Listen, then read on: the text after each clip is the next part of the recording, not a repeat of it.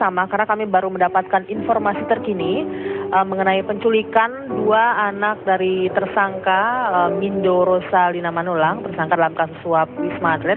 Dan sebelum kita memperbincangkan masalah ini, kita akan lihat dulu bersama bagaimana ada petikan wawancara eksklusif Iwan Piliang dengan Mindo terkait dengan penculikan dua orang anaknya. Kita saksikan dulu bersama berikut ini.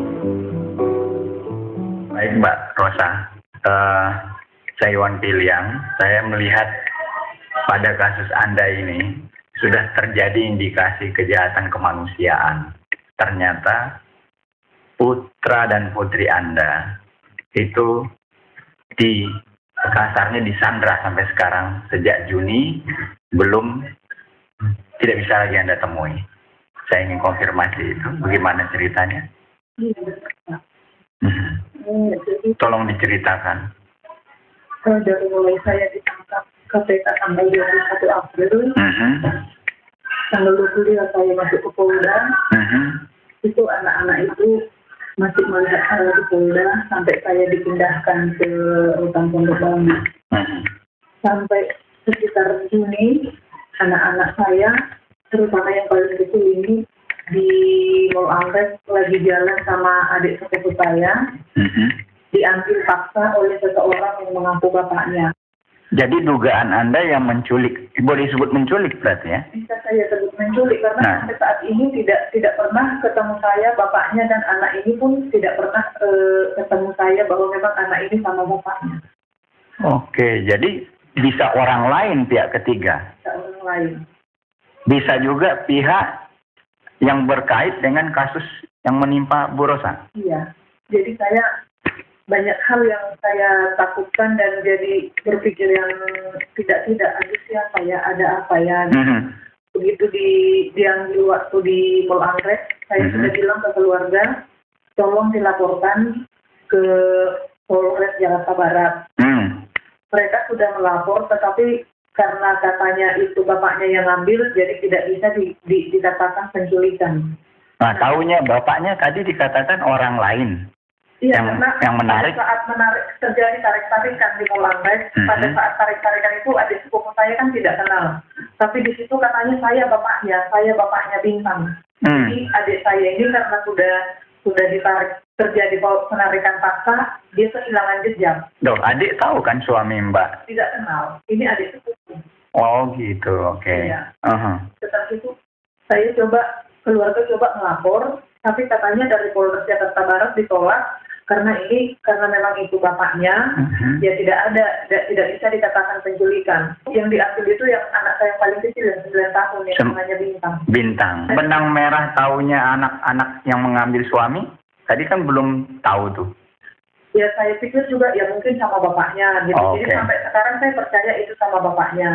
Jadi dugaan kuat sama ayahnya gitu ya? Tapi saya selidiki terus, udah 3 bulan ini tiap hari kita koordinasi cari jalan kemana, ke polisi, lewat keluarga, tetap sampai sekarang pun saya tidak tahu yakin persis bahwa anak-anak ini benar ada di bapaknya. Nah terakhir keluarga saya melakukan upaya-upaya ke pihak pengacara keluarga si suami. Nah terakhir saya dapat kabar bahwa katanya anak-anak ini dibiayai oleh ada seseorang yang mengaku LSM.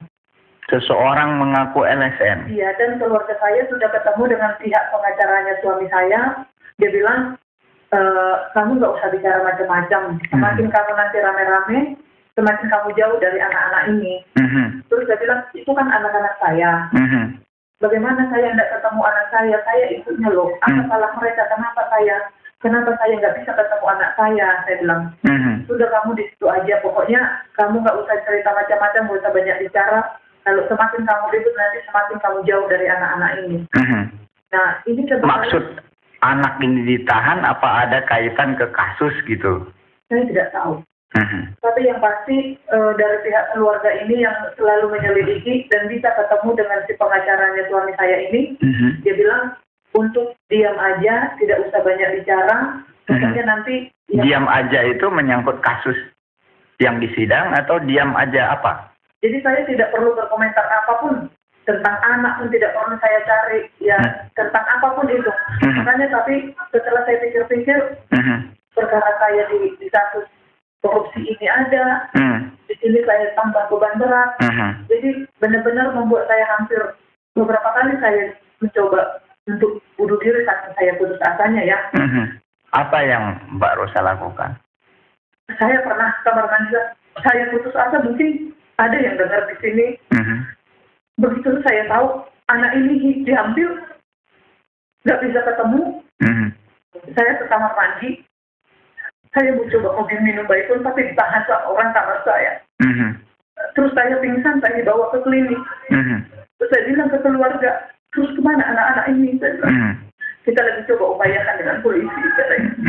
Berbulan-bulan, tiap hari saya menunggu, berminggu sampai saat ini saya tidak pernah tahu kabar di mana. Selama ini Anda diam ke media karena ancaman itu?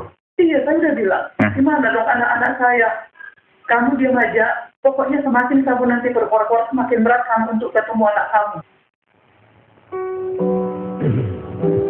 Ya, kita sudah saksikan tadi wawancara eksklusif Iwan Piliang dengan Mindoro Salina Manulang.